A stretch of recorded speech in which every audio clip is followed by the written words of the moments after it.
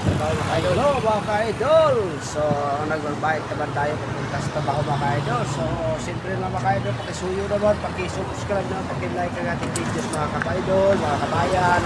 Kung sakali lang, thank you naman mga idol, mga kabayan.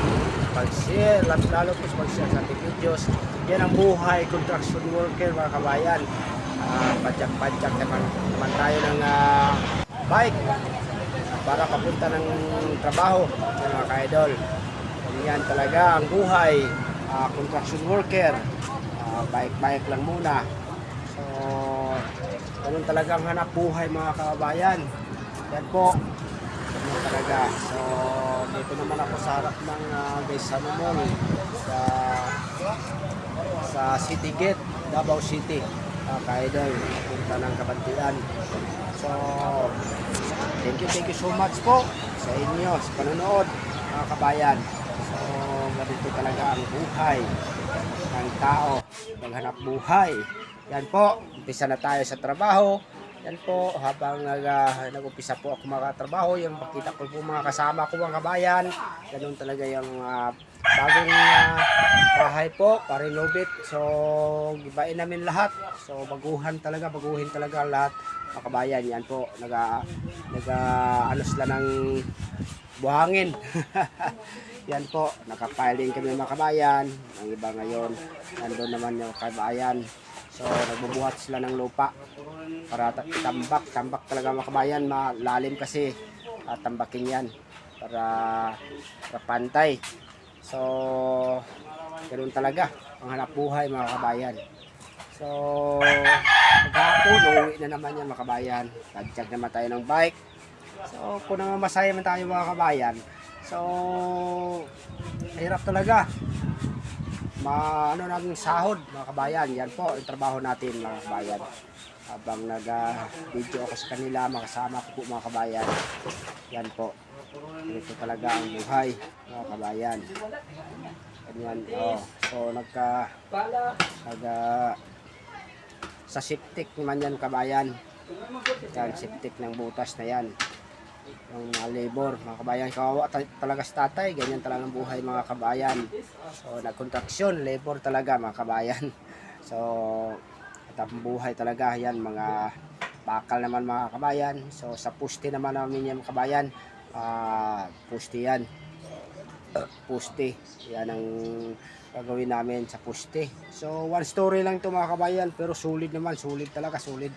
So ganun talaga pagtrabaho yan. So lalim na mga kabayan, kawawa talaga sa tatay. Kawawa talaga sa tatay. So lalim talaga, so matigas talagang lupa na yan. So yan mga kabayan. So ganun talaga yan po. So bukas na naman tatayo namin yan, buhusan namin ang aming puste. Yan po mga kabayan. So yan po, habang nagmamasa naman ang kasama para ibuhos namin ng puste mga kabayan. So